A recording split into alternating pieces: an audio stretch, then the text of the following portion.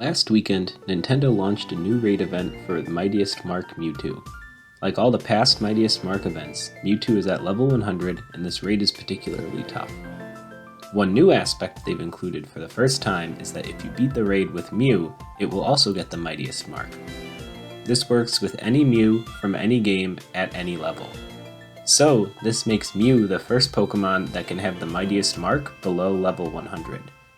Naturally, I want to take this to the extreme, so in this video, I'll show you how I got a level 1 Mightiest Mark Mew. Now, the first thing we need to do is get a level 1 Mew. The Mewtwo raid event has an additional event tacked on where you can use the code GETYOURMEW to receive a free Mew via mystery gift. Unfortunately for our purposes, this Mew comes at level 5. That would still be an impressive Mightiest Mark Pokemon, but I really want one at level 1. Thankfully, getting a level 1 Mew is actually quite easy. All you need to do is play Pokemon Brilliant Diamond or Shining Pearl up to Floraroma Town, and if your Switch has a save file for Pokemon Let's Go Pikachu or Let's Go Eevee, this NPC will give you a level 1 Mew. Then, all you need to do is transfer it through Pokemon Home into Pokemon Scarlet and Violet, and you're good to go. Now that we have Mew, we need to figure out what build to give it to be able to beat this raid. As you might expect, Mew is not going to do very much in this raid, so it needs to get carried by the other 3 raid participants.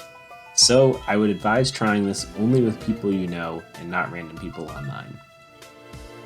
When building this Mew, I had a lot fewer choices to make than usual. At level 1, IVs, EVs, and Nature do not affect Mew's stats, so there's no reason to change or reset any of those. The only things we can change that could do anything are Mew's moves, item, and Terra type. Let's start with the easiest one, Mew's Terra type. In order to use Terra, Mew needs to land 3 attacking moves. Spoiler alert, but my Mew doesn't use any attacking moves, so we will never get enough Terra Orb charge to Terrastalize anyway. So I left this as the default Psychic type.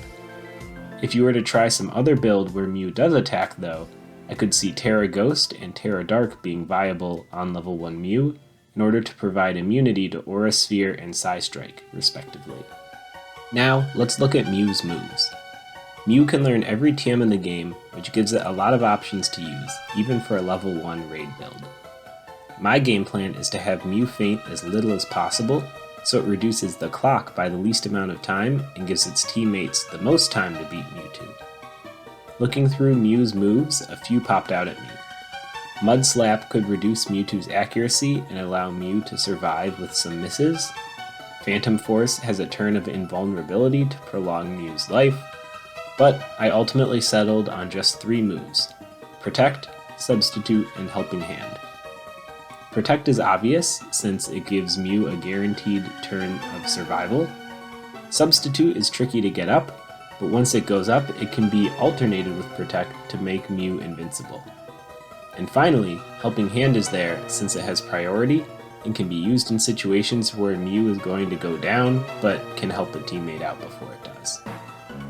Lastly, we need an item for Mew, and that item is Bright Powder.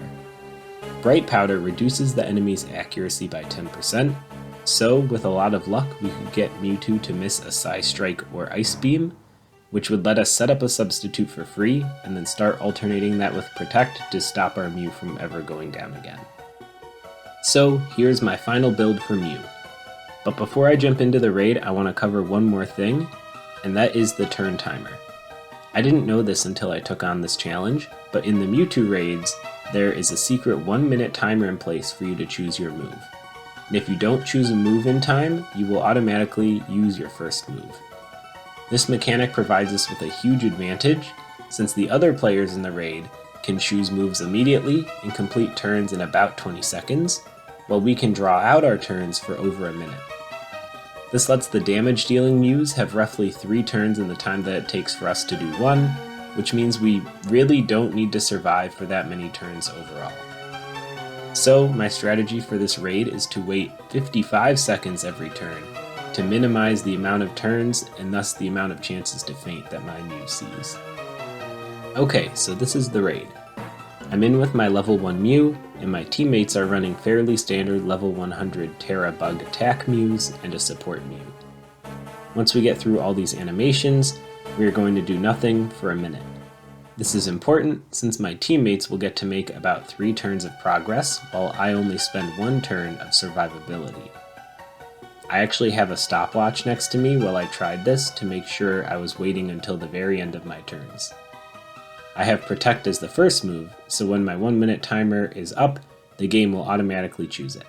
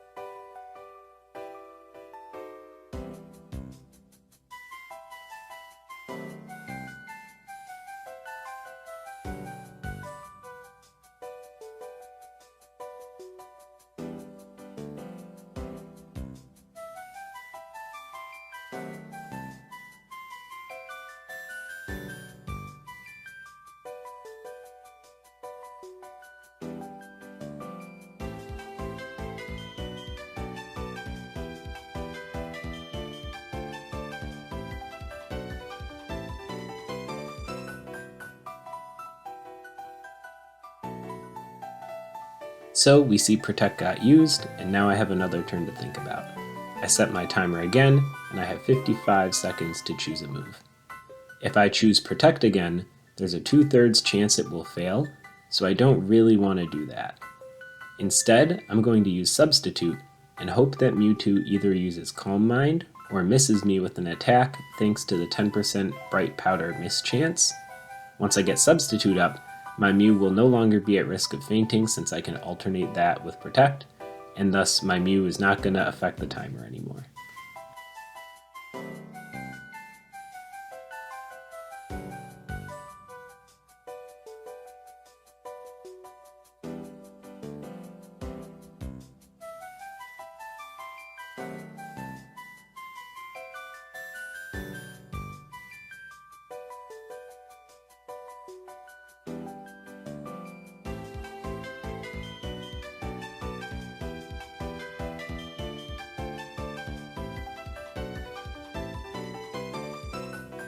Unfortunately, this time Mewtwo chooses an attack and hits me.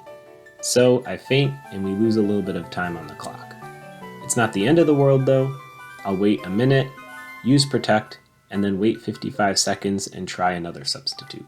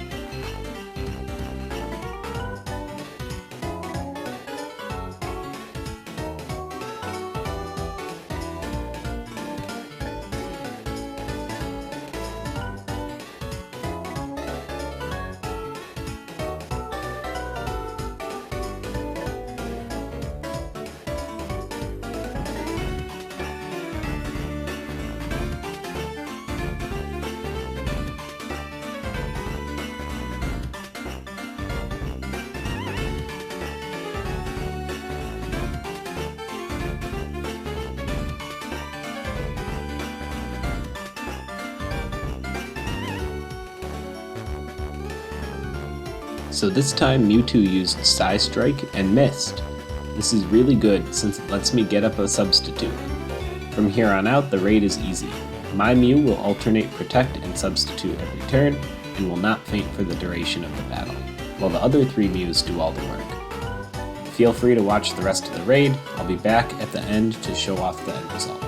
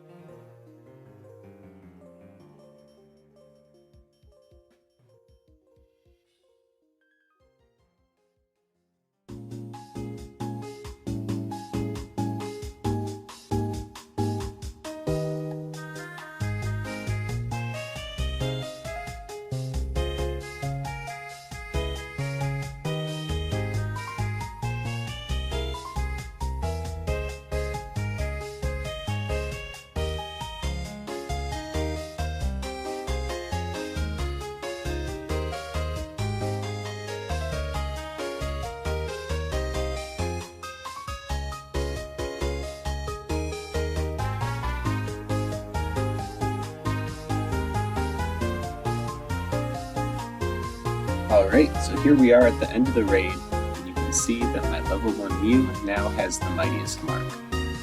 Going forward, the Mightiest mark Mew will be very rare, since you can only get it during this event, and having it at level 1 makes it extra special, so I'm really glad I was able to get this to work. I hope you enjoyed the video. Until next time.